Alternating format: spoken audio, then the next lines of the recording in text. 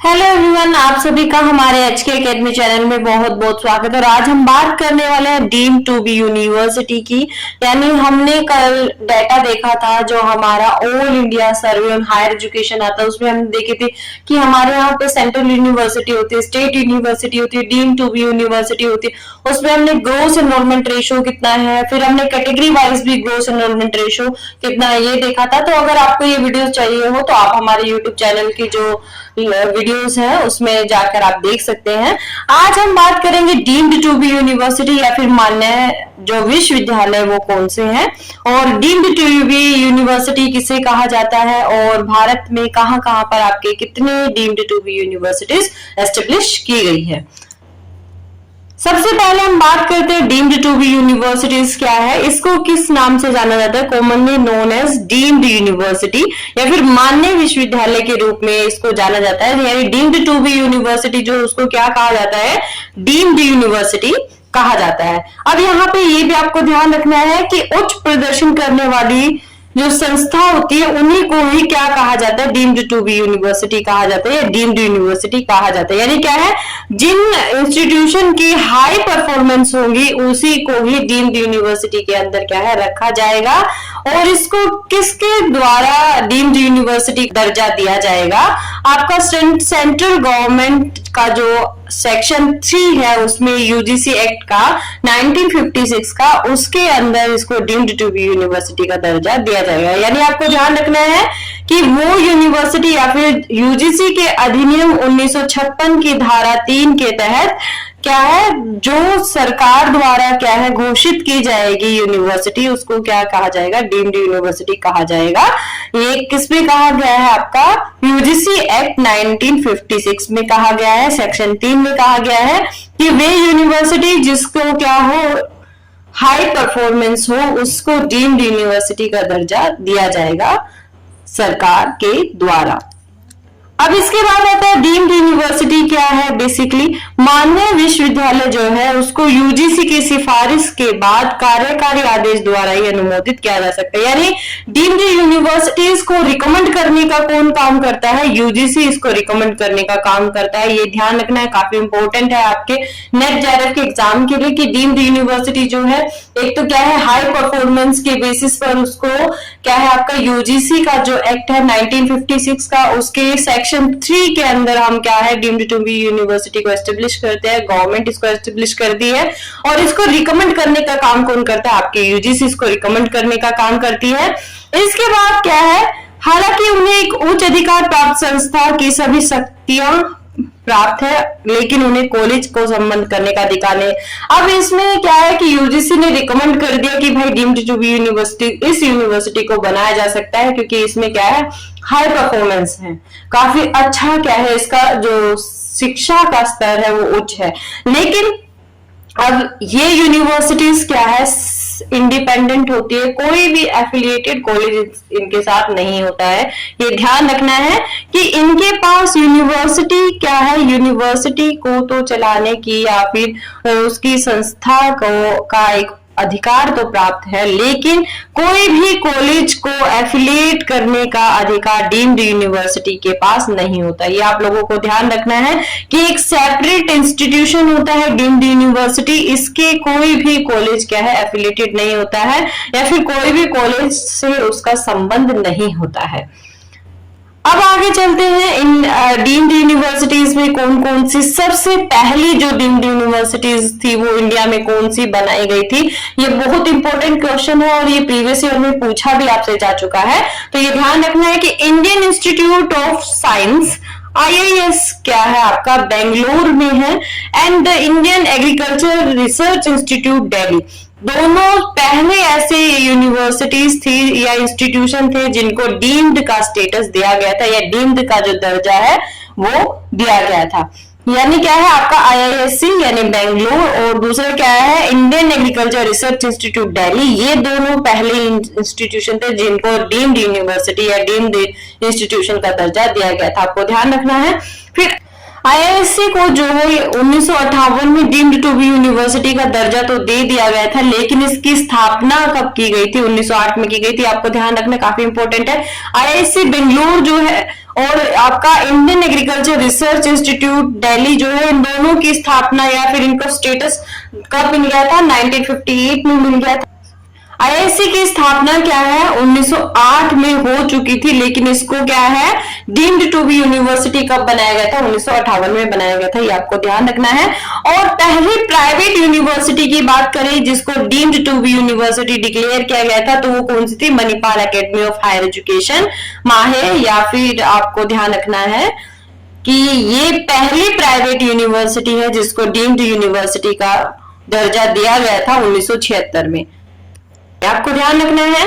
सबसे पहले deemed universities कौन थी? आईआईएससी बेंगलुरु और आपका Indian agriculture research institute Delhi. उसके बाद क्या है आपका सबसे पहले प्राइवेट डीम्ड यूनिवर्सिटी कौन सी थी? माहे या फिर Manipal academy of higher education, जिसको 1976 में दर्जा दिया गया था। और दिल्ली का जो आपका इंडियन एग्रीकल्चर रिसर्च इंस्टीट्यूट है और आईआईएससी को कब दर्जा दिया गया था? 1958 में दिया गया था। जबकि आईआईएससी बेंगलुरु की स्थापना कब हो चुकी थी? 1908 में ही हो चुकी थी। अब यहाँ पर देखते हैं कि कौन कौन सी यूनिवर्सिटीज हैं जिनको डीम्ड यूनिवर्सिटी कहा जाता है। सबसे पहले क्या? National university of educational planning and administration, Nipah जो है न्यू दिल्ली में। उसके बाद राष्ट्रीय संस्कृत संस्थान न्यू दिल्ली। उसके बाद थर्ड क्या है? श्री लाल बहादुर शास्त्री राष्ट्रीय संस्कृत विद्यापीठ न्यू दिल्ली। उसके बाद फोर्थ क्या है? राष्ट्रीय संस्कृत विद्यापीठ तिरुपति। उसके बाद national dairy research institute Karnal, ये इंपॉर्टेंट है काफी क्योंकि प्रीवियस ईयर में आ भी चुका है, तो आपको ध्यान रखना है। नेशनल डेयरी रिसर्च इंस्टीट्यूट कहाँ पे? आपका करनाल, हरियाणा में है करनाल आपका। और उसके बाद Tata institute of fundamental research Mumbai, ये ध्यान रखना है आपको, ये काफी इंपॉर्टेंट है। अपने एग्जांपल्स है डीम्ड यूनिवर्सिटी के, जिसमें आपका नेपा है न्यू दिल्ली में, राष्ट्रीय संस्कृत संस्थान न्यू दिल्ली है, श्री लाल बहादुर शास्त्री राष्ट्रीय संस्कृत विद्यापीठ न्यू दिल्ली में, राष्ट्रीय संस्कृत विद्यापीठ तिरुपति में, और national dairy research institute Karnal Haryana में है, और Tata institute of fundamental research Mumbai में। अब बात करते हैं कि पूरे इंडिया में कितनी डीम्ड टू बी यूनिवर्सिटीज हैं। तो इंडिया में 136 जो है वो deemed to be universities at present time है, यानी 2024 की मैं बात करूं तो 2024 में 136 यूनिवर्सिटी है जो क्या है, डीम्ड टू बी यूनिवर्सिटी है। बात करने वाले मेटा यूनिवर्सिटी या और उसके साथ में सीआईसी कॉन्सेप्ट के बारे में, दोनों बहुत इंपॉर्टेंट है और ये नई टर्म भी है, तो आप लोगों को ये याद रखना बहुत जरूरी है। नहीं तो नहीं कह सकते क्योंकि ये बहुत जो पहले है आ चुका था भारत में, या फिर एक नया एजुकेशन कॉन्सेप्ट हम लाना चाहते थे, तो हम अपनी एजुकेशन प्रणाली को ठीक करने के लिए हम मेटा यूनिवर्सिटी का कॉन्सेप्ट लेकर आए और उसके साथ साथ सीआईसी कॉन्सेप्ट लेकर आए। और सीआईसी का फुल फॉर्म क्या है?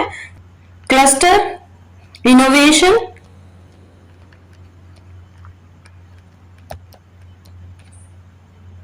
सेंटर। तो मेटा यूनिवर्सिटी और सीआईसी कॉन्सेप्ट क्या है, मेटा यूनिवर्सिटी को क्यों लाया गया था, किन इंस्टीट्यूशन ने इसकी स्थापना की, तो इन सब के बारे में आज हम देखेंगे इस वीडियो में। तो सबसे पहले हम देखते हैं, हर बार जो हम करते हैं कि मेटा यूनिवर्सिटी क्या है और इसने किसने इसको इनिशिएट किया। तो इसको सबसे पहले जो इसका इनिशिएटिव था कि मेटा यूनिवर्सिटी हमें एस्टेब्लिश करनी चाहिए या इंडिया में मेटा यूनिवर्सिटी कॉन्सेप्ट जो है उसको फॉलो करना चाहिए, तो उसकी रिकमेंडेशन किसने की थी? यूजीसी ने की थी। आपको ध्यान रखना है यूजीसी की फुल फॉर्म क्या है? यूनिवर्सिटी ग्रांट्स कमीशन, जिसको मैंने प्रीवियस वीडियो में काफी अच्छे से बताया भी है डिटेल में, आप वहां जाकर देख सकते हैं। इसके बाद जो मेटा यूनिवर्सिटी है ये कॉन्सेप्ट कब आया आपका? ड्यूरिंग 12th 5 ईयर प्लान या फिर 12वीं जो पंचवर्षीय योजना थी उसमें हमने मेटा यूनिवर्सिटी के कॉन्सेप्ट को लागू करने की कोशिश की। और 12वीं पंचवर्षीय योजना आपकी कब आई थी? 2012 से 2017 के बीच में। ये आप लोगों को ध्यान रखना है कि 2012 से 2017 के बीच में हम 12वीं पंचवर्षीय योजना हमारी चल रही थी, और उस टाइम हम किसको लेकर आए थे? मेटा यूनिवर्सिटी के कॉन्सेप्ट को लेकर आए थे हायर एजुकेशन सिस्टम में। अब यहाँ पर हम बात करते हैं कि मेटा यूनिवर्सिटी को लाने का मेन पर्पस क्या था या मुख्य उद्देश्य इसका क्या था और हम क्यों इसको लागू करना चाहते थे। तो to share learning resources by different universities by using the latest technology available to enable student to benefit from learning resources available from other institution। अब इसमें क्या करना था हमें कि एक यूनिवर्सिटी से दूसरी यूनिवर्सिटी तक हमें संसाधनों की पहुंच बनाकर या फिर एक यूनिवर्सिटी के संसाधन दूसरी यूनिवर्सिटी के द्वारा प्रयोग करके वहां पर, या फिर दूसरी यूनिवर्सिटी के पास लेटेस्ट टेक्नोलॉजी है तो एक यूनिवर्सिटी उसको क्या करेगी, ले लेगी, जिससे क्या होगा, स्टूडेंट का बेनिफिट होगा और लर्निंग रिसोर्सेज जो है वो दोनों इंस्टीट्यूशन में क्या है, अवेलेबल हो जाएंगे। यानी क्या है, ये आपकी ए यूनिवर्सिटी है, ये आपकी बी यूनिवर्सिटी है। अगर यहाँ पे क्या है, आपके कंप्यूटर या फिर डिजिटल जो एजुकेशन है वो काफी अच्छी है और बी यूनिवर्सिटी में नहीं है, तो क्या करेगी, बी यूनिवर्सिटी इससे क्या ले लेगी, डिजिटल टेक्नोलॉजी ले लेगी या फिर कंप्यूटर एजुकेशन उससे लेना शुरू कर देगी। तो इससे क्या होगा, जो बी सेक्टर है आपका, यहाँ पर टेक्नोलॉजी जो है उससे जो स्टूडेंट है उनका काफी डेवलपमेंट होगा, टेक्नोलॉजी को सीखेंगे, डिजिटल एजुकेशन को वो सीखेंगे। इसी तरीके से अगर बी आपका इंस्टीट्यूशन है, इसमें क्या है आपका कि यहाँ पर जो आपके प्रोफेशनल कोर्सेज हैं वो ज्यादा है और इसमें आपके नहीं है, तो यहां से प्रोफेशनल कोर्सेज की जो एजुकेशन है वो ए इंस्टीट्यूशन को ट्रांसफर की जाएगी। तो ए इंस्टीट्यूशन में जो स्टूडेंट है वो क्या है, प्रोफेशनल कोर्सेज को भी सीख सकेंगे। यानी क्या है, एक संस्थान से दूसरे संस्थान में टेक्नोलॉजी का ट्रांसफर करना, रिसोर्सेज का ट्रांसफर करना, ताकि स्टूडेंट का क्या है, दोनों यूनिवर्सिटीज में या फिर जितनी भी आपकी यूनिवर्सिटीज है वो एक दूसरे से इंटरलिंक होंगे, स्टूडेंट का डेवलपमेंट कर सके, उनका जो टेक्नोलॉजी बेस्ड डेवलपमेंट हो सके। तो ये कॉन्सेप्ट क्या कहलाता है आपका, मेटा यूनिवर्सिटी कॉन्सेप्ट कहलाता है, जिसको हम क्या है 12वीं पंचवर्षीय योजना में लेकर आए। 2012 से 2017 के बीच में जो हमारी 12वीं पंचवर्षीय योजना चल रही थी, तो उसमें हम इस कॉन्सेप्ट को लेकर आए थे। अब यहाँ पर देखते हैं कि ये जो कॉन्सेप्ट है, ये कैसा कॉन्सेप्ट है, इसको किस तरीके से रिप्रेजेंट किया जा सकता है। इसको सेकेंड जनरेशन यूनिवर्सिटी कॉन्सेप्ट कहा जा सकता है। यानी क्या है, ये द्वितीय जो आपके जनरेशन है, दूसरी जो पीढ़ी है, उसके विश्वविद्यालयों को रिप्रेजेंट करते हैं, उसके विश्वविद्यालयों को प्रेजेंट करने का काम करती है। तो ये काफी इंपॉर्टेंट है। यहाँ पर आपको ध्यान रखना है कि सेकेंड जनरेशन के जितने भी इंस्टीट्यूशन है उसको रिप्रेजेंट कौन करता है, आपका मेटा यूनिवर्सिटी का जो कॉन्सेप्ट है उसको रिप्रेजेंट करने का काम करता है। अर्थात या फिर हमें कह सकते हैं फ्री फ्रॉम फिजिकल बाउंड्री। अब यहाँ पर यूनिवर्सिटीज के अंदर कोई भी फिजिकल बैरियर नहीं रहता स्टूडेंट की एजुकेशन के लिए, and able to operate in virtual space, taking advantage of innovation and flexibility possible in such domains. अब इसमें क्या है कि कोई भी भौतिक सीमा नहीं होती है या फिर कोई भी ऐसे बैरियर्स नहीं होते हैं जिससे क्या है, किसी भी एक जो डोमेन है या फिर जो आपका एक स्पेस है या फिर एक जो स्थान है, वहां पर क्या है, नवाचार को पहुंचाया जा सके। यानी क्या है, क्या प्रोवाइड कराता है आपको, एडवांटेज प्रोवाइड कराता है, जिसमें क्या कर सकते, नवाचार को प्रचार कर सकते हैं, इनोवेशन कर सकते हैं, या फिर हमारे पास फ्लेक्सिबिलिटी होती है, लचीलापन होता है, आप अपने क्या है विचारों का या फिर अपनी टेक्नोलॉजी का एक यूनिवर्सिटी से दूसरी यूनिवर्सिटी में ट्रांसफर करने का। तो ये काफी इंपॉर्टेंट है कि यहाँ पर फिजिकल बाउंड्री जो है वो कोई भी मायने नहीं रखती है, क्योंकि सारा का सारा जो काम है वो किससे ऑपरेट होता है, आपका वर्चुअल मोड सारा काम किया जाता है। अब नेक्स्ट देखते हैं हम यहाँ पे मेटा यूनिवर्सिटी जो है उसमें ये पहली यूनिवर्सिटी कॉन्सेप्ट था, या पहला जो फर्स्ट टाइम अगर इंडिया में हम कहें कि जो हम मेटा यूनिवर्सिटी कॉन्सेप्ट है, हम 2 यूनिवर्सिटी में हमने कोशिश की कि यहाँ पर क्या है, इन यूनिवर्सिटीज में हम मेटा यूनिवर्सिटी कॉन्सेप्ट को लागू करके देखें। तो हमने 2 यूनिवर्सिटीज कौन कौन सी चुनी, एक तो यूनिवर्सिटी ऑफ दिल्ली, उसके बाद दूसरी यूनिवर्सिटी जामिया मिलिया इस्लामिया यूनिवर्सिटी को हमने चुना। यानी क्या है कि 2 यूनिवर्सिटीज इंडिया की हमने चुनी, एक डीयू और दूसरी क्या है, जामिया मिलिया इस्लामिया। और इन दोनों यूनिवर्सिटीज में हमने मेटा यूनिवर्सिटी कॉन्सेप्ट को लागू किया और उसमें हमने कोर्स स्टार्ट किया 2 साल का, जिसको क्या है जॉइंट डिग्री प्रोग्राम कहा गया। यानी क्या है कि सबसे पहले हमने क्या क्या कोशिश की, या फिर हम जैसे सैंपलिंग करते, सैंपलिंग में भी हम क्या करते हैं, कुछ सैंपल्स लेते हैं और उसके आधार पर हम रिजल्ट निकालने की कोशिश करते हैं। तो सेम यही चीज हमने यहाँ करने की कोशिश की कि हमने कुछ पहले हमने डीयू में ट्राई करने की कोशिश की, फिर हमने जामिया मिलिया इस्लामिया में ट्राई करने की कोशिश की, 2 यूनिवर्सिटीज में हमने कोशिश की कि हम मेटा यूनिवर्सिटी कॉन्सेप्ट को लागू करके देखें, और उसमें हमने 2 साल का एक जॉइंट डिग्री प्रोग्राम स्टार्ट किया। अब इस ज्वाइंट डिग्री प्रोग्राम में हमने कौन सा कोर्स स्टार्ट किया, मास्टर ऑफ मैथमेटिक्स एजुकेशन। अब ये मास्टर ऑफ मैथमेटिक्स एजुकेशन जो था वो किसके बराबर था, किसके इक्विवेलेंट था, ये इक्विवेलेंट था एमएससी मैथमेटिक्स एजुकेशन के। यानी कोई बच्चा अगर एमएससी कर रहा है आपका और वो उसी तरीके से अगर कोई बच्चा मास्टर ऑफ मैथमेटिक्स एजुकेशन करता है तो वो दोनों बराबर डिग्री मानी जाएगी। और फ्रॉम द एकेडमिक सेशन 2015, और ये कब से लागू किया गया, आपका 2015 से लागू किया गया। तो 2015 से हमने 2 इंस्टीट्यूशन में मेटा यूनिवर्सिटी कॉन्सेप्ट लागू किया। काफी इंपॉर्टेंट क्वेश्चन बनता है, ये आपको ध्यान रखना है कि 2015 से हमने 2 यूनिवर्सिटीज में मेटा यूनिवर्सिटी कॉन्सेप्ट है वो लागू किया था। एक कौन सा है आपका यूनिवर्सिटी ऑफ दिल्ली और दूसरा क्या है, जामिया मिलिया इस्लामिया यूनिवर्सिटी। आपको ध्यान रखना है दोनों की दोनों यूनिवर्सिटी कहाँ है, दिल्ली में है। इसके बाद आता है आपका क्लस्टर इनोवेशन सेंटर, या फिर इसको क्या कहते हैं, अंतर विश्वविद्यालय केंद्र। इसको हिंदी में क्या बोलेंगे, क्लस्टर इनोवेशन सेंटर को अंतर विश्वविद्यालय केंद्र बोलेंगे। आपको ध्यान रखना है cluster innovation centre government of India funded. अब ये किससे फंडेड है, आपको ध्यान रखना है, गवर्नमेंट ऑफ इंडिया से फंडेड है, या इसको जो धन है वो कहां से प्राप्त हो रहा है, गवर्नमेंट ऑफ इंडिया से प्राप्त हो रहा है। Institute establish under the aegis of university of Delhi. अब इसकी स्थापना किसके संरक्षण में या किसके अंतर्गत होती है, यूनिवर्सिटी ऑफ दिल्ली के अंतर्गत होती है। और इसको कब स्थापित किया जाता है, वर्ष 2011 में इसकी स्थापना की जाती है। क्लस्टर इनोवेशन सेंटर क्या है, यूनिवर्सिटी ऑफ दिल्ली में खोला जाता है, उसके एजिस में इसकी स्थापना होती है और वर्ष 2011 में इसकी स्थापना की जाती है। ये फंडेड किससे है, ये गवर्नमेंट ऑफ इंडिया से फंडेड। आपको ध्यान रखना है 3 कॉन्सेप्ट यहाँ पे मेन है, गवर्नमेंट ऑफ इंडिया से फंडेड है, किसके एजिस में इसकी स्थापना होती है, यूनिवर्सिटी ऑफ दिल्ली के एजिस में स्थापना होती है, किस वर्ष इसकी स्थापना होती है, वर्ष 2011 में क्लस्टर इनोवेशन सेंटर या CIC की स्थापना होती है।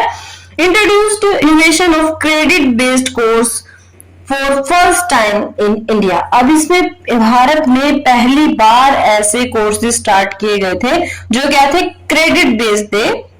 और ये कैसे थे, इनोवेशन जो थे या फिर इनोवेटिव जो आपके स्किल्स को डेवलप करता है, इस तरीके के कोर्सेज इसमें स्थापित किए गए थे। तो ये था आपका CIC जो क्या है दिल्ली में या फिर यूनिवर्सिटी ऑफ दिल्ली में इसकी स्थापना की गई है वर्ष 2011 में, और ये गवर्नमेंट ऑफ इंडिया से फंडेड है और इसमें क्रेडिट बेस्ड कोर्सेज हैं जो किसके हैं, इनोवेशन से रिलेटेड हैं। और इसके बाद हमने आज बात की है हमारे किसके बारे में, मेटा यूनिवर्सिटी के बारे में। तो मेटा यूनिवर्सिटी क्या है, एक UGC के द्वारा रिकमेंड किया गया एक ऐसा कॉन्सेप्ट है जिसकी स्थापना क्या है, हमने 12th 5 ईयर प्लान में की है। 12th 5 ईयर प्लान जो है आपका वो वर्ष 2012 से 2017 के बीच में था। और इसके बाद ये क्या है आपका सेकंड जनरेशन जो यूनिवर्सिटीज हैं उनके लिए इसकी स्थापना की गई है, यानी उनके डेवलपमेंट के लिए इसकी स्थापना की गई है। और इसमें क्या किया गया है कि हम एक यूनिवर्सिटी की जो टेक्नोलॉजी है उसको दूसरी यूनिवर्सिटी में हम क्या करेंगे, प्रोवाइड कराएंगे, या फिर उनको एक यूनिवर्सिटी से दूसरी यूनिवर्सिटी को इंटरलिंक करेंगे टेक्नोलॉजी बेस्ड या फिर जो भी उनके पास रिसोर्सेज है उनके बेसिस पे, जिससे क्या है स्टूडेंट का और भी ज्यादा डेवलपमेंट जो है वो हो पाएगा। तो ये काफी इंपॉर्टेंट है और हमने इसकी स्थापना करने की कोशिश की, या मेटा यूनिवर्सिटी कॉन्सेप्ट को क्या है हमने परखने की कोशिश की। तो उसके लिए हमने 2 हमारे जो इंस्टीट्यूशन है भारत के प्रमुख, एक दिल्ली विश्वविद्यालय या दिल्ली यूनिवर्सिटी और दूसरा क्या है जामिया मिलिया इस्लामिया यूनिवर्सिटी, ये भी दिल्ली में ही है। इन दोनों में हमने कोर्सेज स्टार्ट करने की कोशिश की और हमने 2015 में पहला कोर्स स्टार्ट किया। 2015 में हमने कौन सा कोर्स स्टार्ट किया, मास्टर ऑफ मैथमेटिक्स एजुकेशन की स्थापना की, जो किसके इक्विवेलेंट थे, आपकी MSc मैथमेटिक्स के इक्विवेलेंट मानी गई। तो ये है आपका कॉन्सेप्ट आज हमने जो डिस्कस किया है, आपका मेटा यूनिवर्सिटी और CIC या फिर क्या बोलेंगे इसे, क्लस्टर इनोवेशन सेंटर, इन दोनों के बारे में। इंटर यूनिवर्सिटी सेंटर या फिर ICUs की या फिर अंतर विश्वविद्यालय जो केंद्र हैं उनकी मैं प्रीवियस लेक्चर में मेटा यूनिवर्सिटी और आपका CIC जो कॉन्सेप्ट है उसके बारे में बात कर चुकी हूँ। अगर आपको वो वीडियो देखनी हो तो आप हमारे YouTube चैनल पर जाकर देख सकते हैं। इससे पहले मैं डीम्ड टू बी यूनिवर्सिटीज क्या होता है उनके बारे में भी बता चुकी हूँ, और आपका जो UGC है उसका पूरा जो स्ट्रक्चर है उसके बारे में भी मैंने प्रीवियस जो अपनी वीडियो है उसमें बताया है, तो आप वहां पर जाकर देख सकते हैं। आज हम बात करेंगे इंटर यूनिवर्सिटी सेंटर क्या होते हैं, भारत में कितने इंटर यूनिवर्सिटी सेंटर है और इनका क्या ऑब्जेक्टिव है, इस जो आपका इंटर यूनिवर्सिटी सेंटर है इनको डेवलप करने का। तो इन सब के बारे में आज हम बात करेंगे, क्योंकि ये नेट जेआरएफ के पेपर 1 से रिलेटेड है और बहुत इंपॉर्टेंट है आपका, क्योंकि हर साल कोई ना कोई क्वेश्चन जो है इन सब में से पूछा जाता है। यानी deemed to be universities, meta university concept, CIC concept, inter university centres, इनमें से हर साल कोई ना कोई एक क्वेश्चन आपसे जरूर पूछ लिया जाता है। तो सबसे पहले हम बात करते हैं कि इंटर यूनिवर्सिटी जो आपका सेंटर, तो यहाँ पे देखते हैं कि आपके जो आईयूसीज है उसकी जो स्थापना है उसको करने की जरूरत क्यों पड़ी। तो यूजीसी ने विश्वविद्यालयों के सामान्यतः उन्नत केंद्रीकृत सुविधाओं और सेवाएं प्रदान करने के लिए विश्वविद्यालय प्रणाली के भीतर स्वायत्त आईयूसीज की स्थापना की।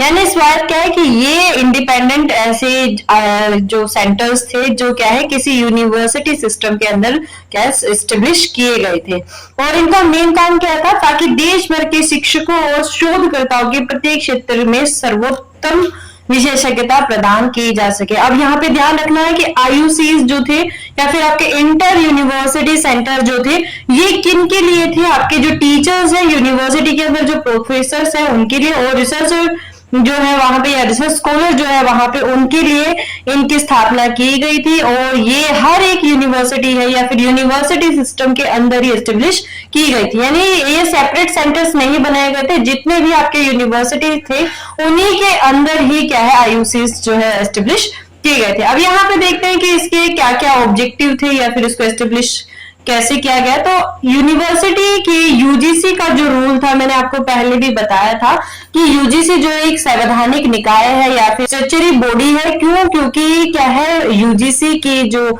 स्थापना है वो क्या है, हम उसका जो जिक्र है हमारे संविधान में किया गया है और उसका संसद द्वारा क्या है उसकी स्थापना की गई है। तो यूजीसी ने क्या है एक ऑटोनोमस इंटर यूनिवर्सिटी सेंटर्स बनाने की जो स्कीम है या सिस्टम है, उसको आप यूजीसी एक्ट 1956 के क्लोज 12 सीसीसी ने इसका वर्णन किया है। आपको ध्यान रखना है कि आईयूसीज का वर्णन कहां पे, आपके यूजीसी एक्ट 1956 के क्लॉज 12 सी के अंदर किया गया है। आपको ध्यान रखना है कि ये भी क्या है एक स्टैट्यूटरी बॉडी के अंतर्गत ही आता है। अब यहाँ पे देखते हैं कि इसके मेन ऑब्जेक्टिव क्या है। अब आईयूसीज का पहला इसको एस्टेब्लिश करने का उद्देश्य क्या था, to provide common advanced centralised facilities services for universities which are not able to invest heavily in infrastructure and other inputs। अब क्या है उन विश्वविद्यालयों के लिए सामान्यतः उन्नत केंद्रीकृत सुविधाएं या सेवाएं प्रदान करना जो बुनियादी ढांचे और अन्य इनपुट में भारी निवेश करने में सक्षम नहीं है। यानी क्या है ऐसी यूनिवर्सिटीज जिसमें क्या है वो अपने इंफ्रास्ट्रक्चर का डेवलपमेंट नहीं कर सकते, अपनी बुनियादी संरचनात्मक ढांचे का विकास खुद से नहीं कर सकते हैं, तो उनका केंद्रीकृत सुविधाएं उनको प्रदान करना, उनको फैसिलिटीज या सर्विसेज प्रोवाइड करना, इसका एक मुख्य उद्देश्य है आईयूसीज का डेवलप करने का। दूसरा ऑब्जेक्टिव यहाँ पे क्या है इसका, to play a vital role in offering best expertise in each field to teachers and researchers across the country. देश भर के शिक्षकों और शोधकर्ताओं को प्रत्येक क्षेत्र में सर्वोत्तम विशेषज्ञता प्रदान करने में महत्वपूर्ण भूमिका निभाना। ये भी इसका दूसरा मुख्य उद्देश्य है कि जितने भी इंडिया में आपके टीचर्स है, प्रोफेसर्स है और जितने भी आपके रिसर्चर है, रिसर्च स्कॉलर है, उनको हर किसी फील्ड में, हर किसी क्षेत्र में क्या मिले, स्पेशलाइजेशन मिले या फिर अच्छा उनको स्कोप मिले, इस तरीके की फैसिलिटीज प्रोवाइड करना भी इसका मुख्य उद्देश्य है। नेक्स्ट थर्ड ऑब्जेक्टिव क्या है, to provide access for research and teaching community to state of the art equipment and excellent library facilities which are comparable to international standard. अब देखो रिसर्च करने के लिए या कोई भी अच्छी क्या है, हमें खोज करनी है, इन्वेंशन करना है, इनोवेशन करना है, तो उसके लिए हमारे पास उस तरीके के मटेरियल्स, उस तरीके का इंफ्रास्ट्रक्चर, उस तरीके के रिसोर्सेस होना बहुत जरूरी है।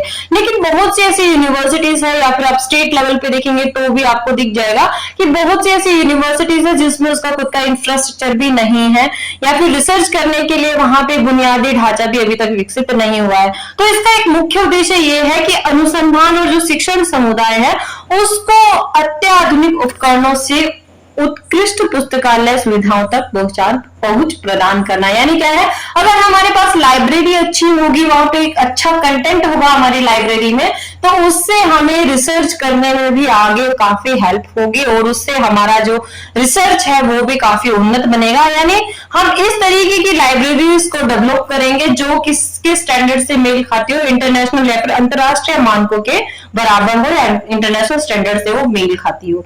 ये इसके 3 ऑब्जेक्टिव थे। अब यहाँ पे देखते हैं कि पहला आईयूसी या फिर इंटर यूनिवर्सिटी सेंटर है वो कहां पर खोला गया था। तो पहला जो आईयूसी है वो कौन सा है, nuclear science centre new Delhi में खोला गया था। और अभी क्या है, आईयूसी या फिर इंटर यूनिवर्सिटी सेंटर को क्या कहा जाता है, इंटर यूनिवर्सिटी एक्सिलरेटर सेंटर कहा जाता है। ये ध्यान रखना आपको काफी इंपॉर्टेंट है, पूछा भी जा सकता है कि आईयूसी या फिर इंटर यूनिवर्सिटी सेंटर को वर्तमान में क्या कहा जाता है, तो इंटर यूनिवर्सिटी एक्सिलरेटर सेंटर कहा जाता है। और इसकी स्थापना यानी पहला जो सेंटर है वो nuclear science centre new Delhi में 1994 में खोला गया था। आप लोगों को ये ध्यान रखना है। अब देखते हैं कि कितने यूनिवर्सिटी इंटर यूनिवर्सिटी सेंटर जो भारत में विकसित किए गए, आईयूसी जो है डेवलप किए गए हैं। तो वर्तमान में 6 इंटर यूनिवर्सिटी सेंटर्स है जो क्या है आपके देश के अलग अलग कोने में विकसित किए गए हैं। सबसे पहले क्या है, inter university accelerator centre IUAC new Delhi में है। Inter university centre for astronomy and astrophysics ये कहां पे है, पुणे में है। फिर है UGC DAE consortium for scientific research, ये कहां है, इंदौर में। फिर है information and library network INFLIBNET Ahmedabad में। और ये इनफ्लिबनेट की अगर मैं बात करूं तो ये बहुत इंपॉर्टेंट सेंटर है आज के टाइम में, क्योंकि स्वयं के जो चैनल है, स्वयं प्रभा है या फिर आपके अदर जो चैनल्स हैं उनको कौन क्या है मेंटेन करने का काम कर रहा है, आपका इनफ्लिबनेट सेंटर ही कर रहा है। उसकी फुल फॉर्म भी पूछी गई है, प्रीवियस ईयर के क्वेश्चन पेपर आप उठा के देखोगे तो इनफ्लिबनेट की फुल फॉर्म क्या है, इंफॉर्मेशन एंड लाइब्रेरी नेटवर्क, जो कि कहा अहमदाबाद में एस्टेब्लिश किया हुआ है। फिर है consortium for education communication CEC, ये कहां पे है, न्यू दिल्ली में है। फिर है national assessment and accreditation council, ये कहां पे आपका बेंगलोर में है। तो ये था आपका आईयूसीज के बारे में। नेट JRF के पेपर 1 में इंस्टीट्यूट ऑफ नेशनल इंपॉर्टेंस या फिर हमारे जो राष्ट्रीय महत्व वाले जो इंस्टीट्यूट है या फिर संस्थाएं हैं वो कौन कौन सी है हायर एजुकेशन में, तो हम जो ये डाटा देखने वाले हैं वो कहाँ का है, department of higher education, ministry education, government of India का हम डाटा देख रहे हैं। काफी इंपॉर्टेंट डाटा है ये पेपर 1 के लिए, और यहाँ से क्वेश्चन नेट JRF में पूछ लिए जाते हैं। तो यहाँ पे नेशनल इंपॉर्टेंस जिसमें क्या है आपके इंस्टीट्यूशन है वो कौन कौन से, यहाँ देख लेते हैं। इसकी लिस्ट काफी बड़ी है ये। तो पहला जो नेशनल इंपॉर्टेंस का इंस्टीट्यूट है वो कौन सा, अलीगढ़ मुस्लिम यूनिवर्सिटी, जो अलीगढ़ में है उत्तर प्रदेश में, और ये मिनिस्ट्री ऑफ एजुकेशन के अंतर्गत आता है। दूसरा है बनारस हिंदू यूनिवर्सिटी जो वाराणसी उत्तर प्रदेश में है। फिर है यूनिवर्सिटी ऑफ दिल्ली जो दिल्ली में है। उसके बाद है Atal Bihari Vajpayee Indian institute of information technology and management Gwalior, ये ग्वालियर मध्य प्रदेश में है। फिर है Indian institute of information technology Allahabad, ये इलाहाबाद उत्तर प्रदेश में है।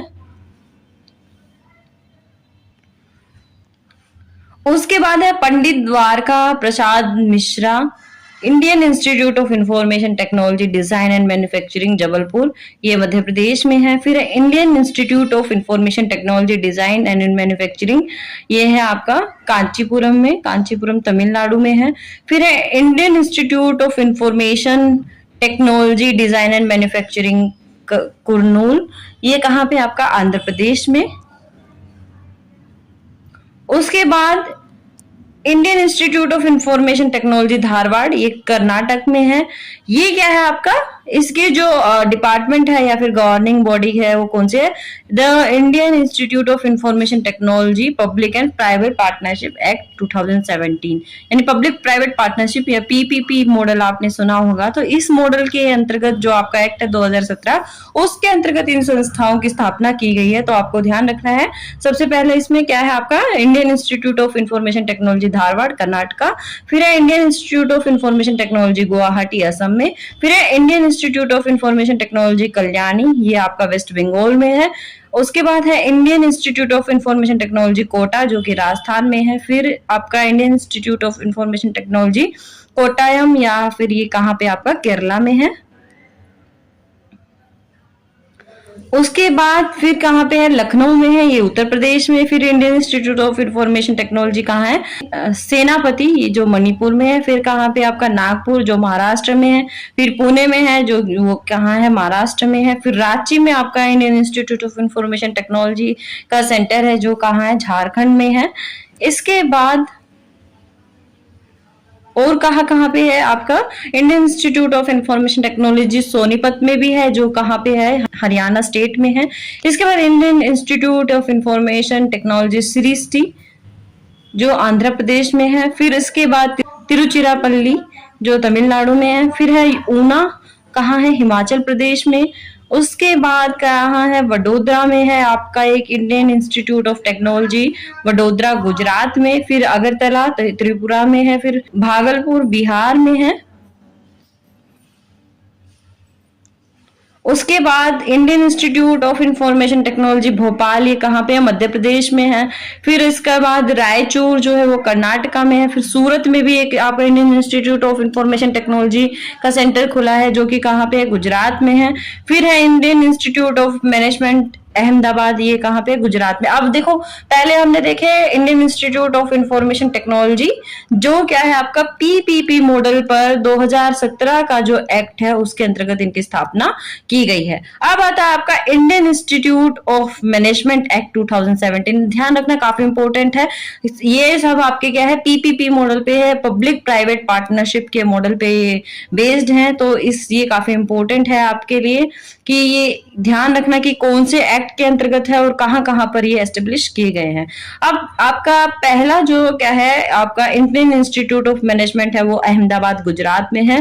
फिर अमृतसर में एक एस्टेब्लिश किया गया, अमृतसर कहां पे? पंजाब में है। इसके बाद बेंगलोर में एक एस्टेब्लिश किया है, बेंगलोर कहां पे? कर्नाटका में है।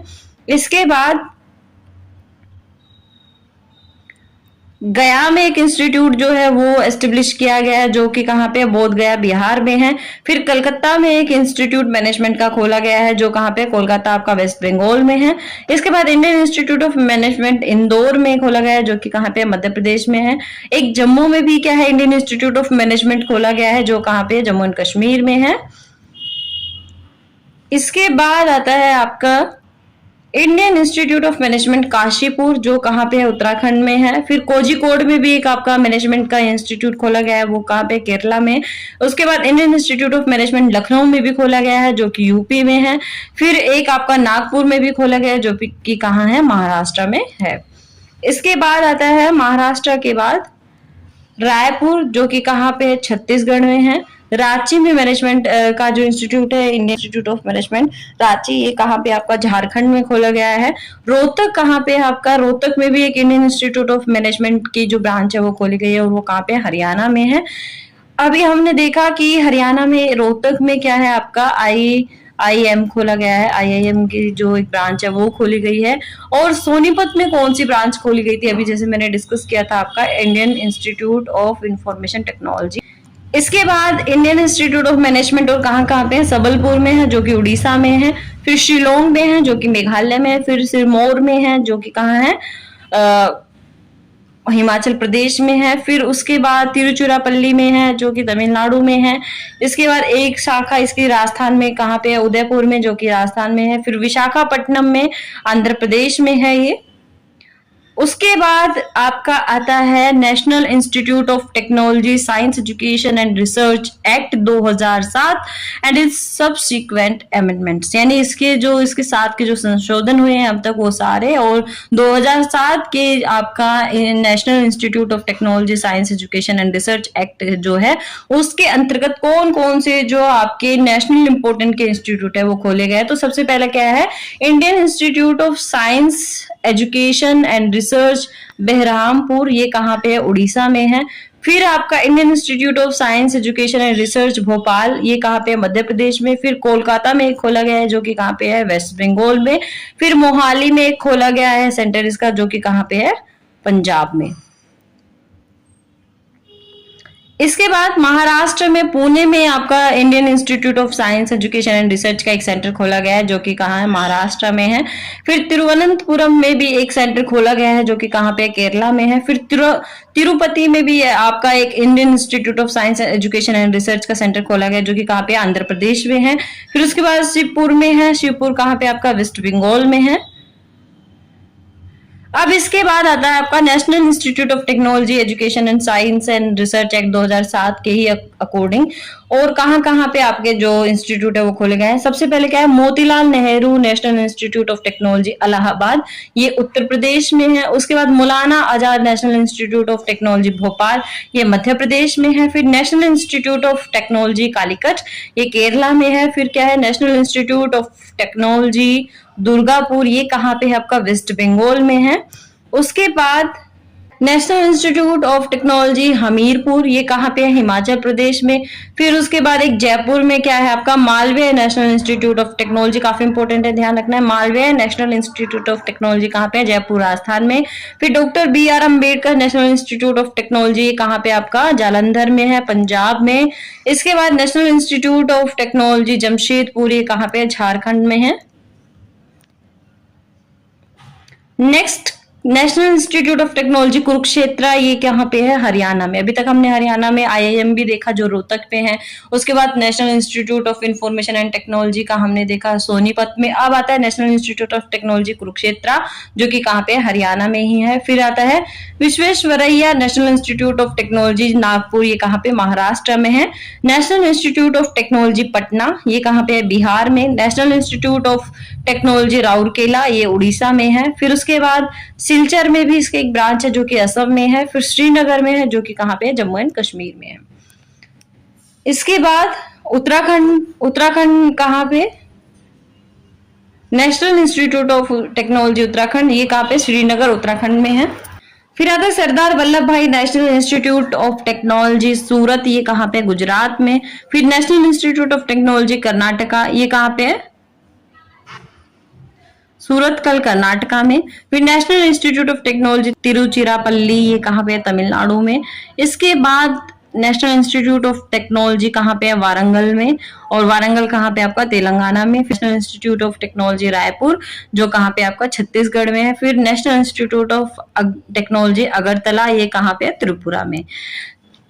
इसके बाद और कहाँ कहाँ पे इसके सेंटर है नेशनल इंस्टीट्यूट ऑफ टेक्नोलॉजी के, गोवा में। पुदुचेरी में भी इसका एक क्या है, सेंटर है या फिर इसकी एक ब्रांच है, वो कहाँ पे है, कराईकल पुदुचेरी में है। फिर उसके बाद दिल्ली में भी इसकी एक ब्रांच है जो कहाँ पे है, न्यू दिल्ली में है। इसके बाद national institute of technology Meghalaya जो कहाँ पे है, शिलोंग में है। इसके बाद मिजोरम में भी इसकी एक ब्रांच है जो कहाँ पे, आइजोल में है। फिर इसके बाद मणिपुर में भी इसकी एक ब्रांच है जो कहाँ पे, इम्फाल में है। उसके बाद नागालैंड में कहाँ पे इसकी ब्रांच, दीमापुर में है। इसके बाद सिक्किम में कहाँ पे है, रावंगला में है। उसके बाद आंध्र प्रदेश में कहाँ पे, तड़ेपल्ली गुदेम। अब आते हैं आपके IIT के इंस्टीट्यूशंस या फिर Indian institution of technology act 1961 के अंतर्गत जो आपके इंस्टीट्यूशन जो है नेशनल इंपोर्टेंस के बनाए गए हैं वो कौन कौन से है। तो उसमें सबसे पहले क्या आता है, इंडियन इंस्टीट्यूट ऑफ टेक्नोलॉजी जो कि BHU में है, वाराणसी उत्तर प्रदेश में। उसके बाद सेकंड क्या है, Indian institute of technology Indian school of mines Dhanbad में है, झारखंड में। उसके बाद आपका Indian institute of technology Bhilai में है जो कि कहाँ पे, छत्तीसगढ़ में। फिर है Indian institute of technology Bhubaneswar, ये कहाँ पे, उड़ीसा में है। इसके बाद आता है आपका Indian institute of technology Bombay, ये कहाँ पे आपका मुंबई महाराष्ट्र में। फिर Indian institute of technology IIT Delhi, यानी ये कहाँ पे है, न्यू दिल्ली में। इसके बाद आईआईटी आपका धारवाड़, या ये कहाँ पे है, कर्नाटका में। फिर आईआईटी गांधीनगर कहाँ पे है, गुजरात में। फिर आईआईटी गोवा, गोवा में वही फर्मागुदी में, कहाँ पे है आपका, गोवा में। उसके बाद गुवाहाटी में आईआईटी है, वो कहाँ पे है, असम में। फिर आता है आपका आईआईटी हैदराबाद, जो कि कहाँ पे, तेलंगाना स्टेट में पड़ता है। उसके बाद Indian institute of technology Indore, ये कहाँ पे है, मध्य प्रदेश में। फिर जम्मू में आपका आईआईटी है, जम्मू एंड कश्मीर में स्थित है। फिर आपका आईआईटी जोधपुर है, जो कहाँ पे है, राजस्थान में। फिर आईआईटी कानपुर है, जो कहाँ पे, उत्तर प्रदेश में। फिर आईआईटी आपका कहाँ है, खड़गपुर में, जो कि कहाँ है, वेस्ट बंगाल में है। इसके बाद आईआईटी मद्रास, जो कि कहाँ है, तमिलनाडु, चेन्नई। उसके बाद आता है आईआईटी मंडी, जो कि कहाँ है, हिमाचल प्रदेश में। फिर आता है आईआईटी आपका पलक्कड़, केरला में। फिर आता है आईआईटी आपका पटना, फिर ये कहाँ पे, बिहार में। फिर आईआईटी रुड़की, ये कहाँ पे आपका, उत्तराखंड में। फिर आता है आईआईटी रोपड़, ये कहाँ पे, पंजाब में। फिर आता है आईआईटी तिरुपति, ये कहाँ पे, आंध्र प्रदेश में। अब आता है school of planning and architecture act 2014 के अंतर्गत जो नेशनल इंपोर्टेंस के आपके इंस्टीट्यूशन है वो कौन कौन से। सबसे पहला आता है school of planning and architecture Bhopal, ये कहाँ पे आपका, मध्य प्रदेश में। फिर इसका एक इंस्टीट्यूशन कहाँ पे है, दिल्ली में, जो कि कहाँ पे है, न्यू दिल्ली में। फिर विजयवाड़ा में आपका एक school of planning and architecture है, ये कहाँ पे, आंध्र प्रदेश में है। यूनिवर्सिटी ऑफ इलाहाबाद एक्ट, ये काफी इंपॉर्टेंट है, यहां से क्वेश्चन बन भी सकता है, आप लोगों को ये ध्यान रखना है। University of Allahabad act, Allahabad university है वो एक संवैधानिक निकाय है जिसका वर्णन हमारे संविधान में किया गया है। तो यूनिवर्सिटी ऑफ इलाहाबाद एक्ट कब बना, 2005 में। और इसके अंतर्गत क्या है, यूनिवर्सिटी ऑफ इलाहाबाद की स्थापना का जो जिक्र है वो किया गया है। और ये कहाँ पे एस्टेब्लिश, आपके इलाहाबाद जो है उत्तर प्रदेश का शहर, वहां पे। इसके बाद आता है विश्व भारती एक्ट 1951, तो विश्व भारती यूनिवर्सिटी इसके अंतर्गत जो है स्थापित की गई है। और ये कहाँ पे है, शांति निकेतन में है, वेस्ट बंगाल में। इसके बाद आता है दक्षिण भारत हिंदी प्रचार सभा एक्ट 1964, दक्षिण भारत हिंदी प्रचार सभा, जो कि कहाँ पे, चेन्नई, तमिलनाडु में है। इसके बाद आता है academy scientific and innovation research act 2011, और उसके संबंधित जितने भी संशोधन या फिर अमेंडमेंट्स अभी तक हुए हैं, तो ये कहाँ पे है, academy scientific and innovation research Ghaziabad में, उत्तर प्रदेश में इसकी स्थापना की गई है। उसके बाद आता है आपका all India institute of medical sciences act 1956, ये ध्यान रखना है, काफी इंपॉर्टेंट क्वेश्चन है ये भी। और ये इसमें किसकी स्थापना हुई है, all India institution of medical sciences Bathinda, जो कि पंजाब में, यानी एम्स की यहाँ पे बात हो रही है। फिर आपका all India institute of medical sciences Bhopal, जो कि मध्य प्रदेश में है। फिर आपका एम्स भुवनेश्वर, जो कि उड़ीसा में है। फिर आपका एम्स बीबीनगर, जो कि कहाँ पे, तेलंगाना में है। इसके बाद आता है आपका एम्स जो है वो कहाँ पे, देवघर, जो कि कहाँ पे, झारखंड में। फिर उसके बाद एम्स गोरखपुर, जो कि कहाँ पे, उत्तर प्रदेश में है। फिर एम्स जोधपुर, जो कि कहाँ पे, राजस्थान में। फिर एम्स मंगलागिरी, ये कहाँ पे, आंध्र प्रदेश में। फिर एम्स नागपुर, ये कहाँ पे है, महाराष्ट्र में। इसके बाद एम्स कल्याणी जो है वो कहाँ पे आपका, वेस्ट बंगाल में। एम्स न्यू दिल्ली कहाँ पे आपका, न्यू दिल्ली, दिल्ली में। उसके बाद एम्स पटना कहाँ पे है, बिहार में। एम्स रायबरेली कहाँ पे आपको, उत्तर प्रदेश में। उसके बाद एम्स रायपुर कहाँ पे आपका, छत्तीसगढ़ में। एम्स ऋषिकेश कहाँ पे आपका, ऋषिकेश, उत्तराखंड में। फिर उसके बाद आता है आपका Jawaharlal institute of post graduation medical education and research act 2008 या 2008। अब इसके अंतर्गत जो हमारे नेशनल इंपोर्टेंस के जो यूनिवर्सिटीज हैं या फिर इंस्टीट्यूशन है वो कौन कौन से हैं, Jawaharlal institute of post graduate medical education and research, ये कहाँ पे है, पौंडीचेरी, पुडुचेरी में। National institution of mental health and neuro sciences, ये कहाँ पे, बेंगलोर, कर्नाटक।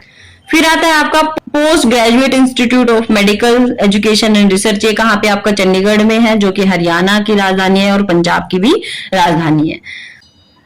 अभी post graduate institute of medical education and research है ये जो चंडीगढ़ वाला, इसको कौन से एक्ट के अंतर्गत जो है वो उसको बनाया गया है? तो post graduate institute of medical education and research Chandigarh act 1966, इसको ध्यान रखना है आपको। जो चंडीगढ़ वाला post graduate institute of medical education and research है उसको चंडीगढ़ एक्ट आपका 1966 के अंतर्गत स्थापित किया गया है।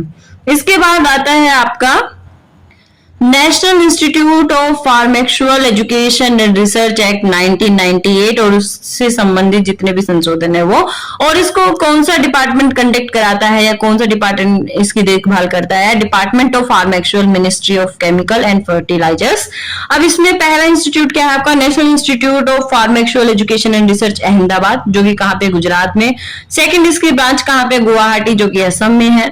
फिर थर्ड इसकी ब्रांच कहाँ पे? आपकी हाजीपुर, जो कि कहाँ पे है? बिहार में। फोर्थ हैदराबाद, जो कि तेलंगाना में है। फिफ्थ आपका कोलकाता, जो कि कहाँ पे है? वेस्ट बंगाल में है। इसके बाद आता है आपका मोहाली, जो कि पंजाब में है। फिर रायबरेली में इसकी ब्रांच है, जो कि कहाँ पे? उत्तर प्रदेश में। इसके बाद आता है आपका नेक्स्ट जो इंस्टीट्यूशन है नेशनल इंपोर्टेंस के, वो कौन सा है आपका? Footwear design and development institute. अब ये किसके अंडर हुआ है आपका? Footwear design and development institute act 2017, और इसको कौन देखता है? Ministry of commerce and industries को क्या है इसका देखरेख करता है, इसको डेवलप करने का काम करता है। तो पहला जो इसके मल्टीपल कैंपसेस है, national institute of design Ahmedabad, जो कि गुजरात में है। फिर इसका दूसरी ब्रांच जो है मध्य प्रदेश में है, जो कि भोपाल में, मध्य प्रदेश के भोपाल में स्थित है, जो कि मध्य प्रदेश में ही है। इसके बाद आपका तीसरी ब्रांच इसकी कहाँ पे? असम में है। असम में कहाँ पे है? जोरहाट में है। फिर इसकी फोर्थ ब्रांच हरियाणा में है, जो कि कहाँ पे है? कुरुक्षेत्र में है।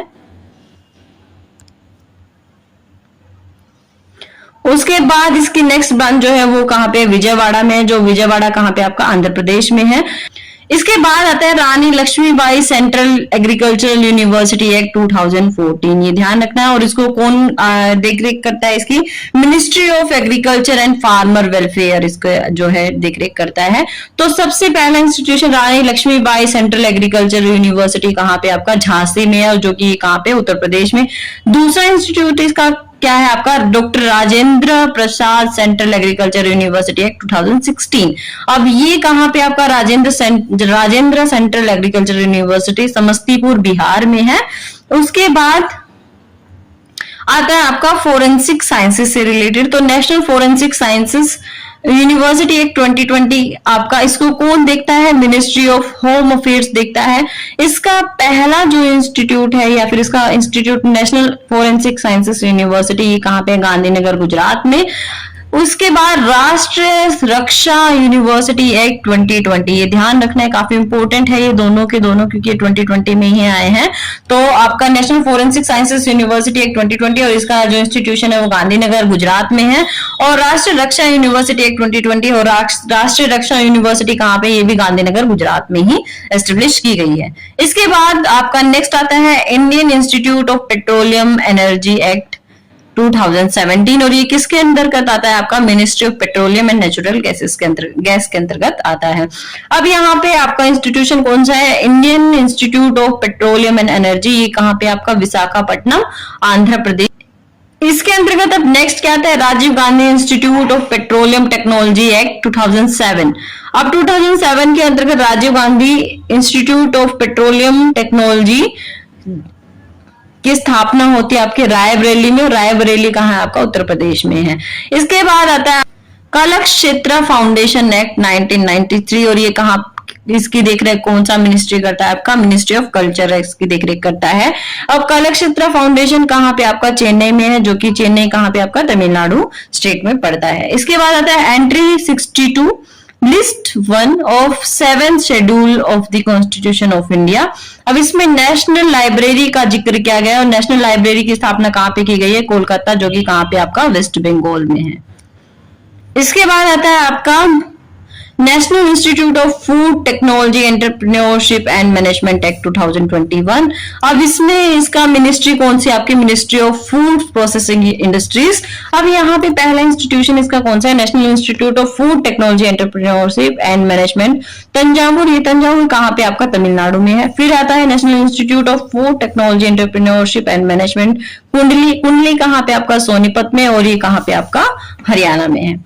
इसके बाद नेक्स्ट जो आपका नेशनल इंस्टीट्यूशन है इंपॉर्टेंस, वो कौन सा है, Shri Chitra Tirunal institute for medical sciences and technology Trivandrum act 1980। इसके अंतर्गत आपके Shri Chitra Tirunal institute for medical science and technology की स्थापना की गई, जो कि तिरुवनंतपुरम में है, और ये कहाँ पे, आपका केरला में है। और इसको कौन देखता है, ministry of science and technology इसको देख रेख करने का काम करता है। नेक्स्ट आता है regional centre for biotechnology act 2006। इसके अंतर्गत स्थापना की गई है आपके रीजनल सेंटर फॉर बायोटेक्नोलॉजी, जो कि कहाँ है, फरीदाबाद में, और फरीदाबाद डिस्ट्रिक्ट किसका है, आपका हरियाणा का है। इसके बाद आता है institute of teaching and research in Ayurveda act 2020। ये काफी इंपॉर्टेंट, आपको ध्यान रखना है। इसके अंतर्गत मिनिस्ट्री ऑफ आयुष के अंतर्गत ये आता है, ये भी काफी इंपॉर्टेंट, आपको ध्यान रखना है कि आयुर्वेदा एक्ट 2020 किसके अंतर्गत है, या फिर कौन सी मिनिस्ट्री इसकी देखरेख कर रहा है, मिनिस्ट्री ऑफ आयुष इसकी देखरेख कर रहा है। और इसकी हमने एक ब्रांच या फिर आपका institute of teaching and research इन आयुर्वेदा कहाँ पे लगाया, जामनगर में है, और जामनगर कहाँ पे, आपका गुजरात में है। इसके बाद हमने new Delhi international arbitration centre act 2019, ये department of legal affair ministry of law and justice के अंतर्गत है, और इसकी जो ब्रांच है वो कहाँ पे, न्यू दिल्ली में स्टेब्लिश की गई है।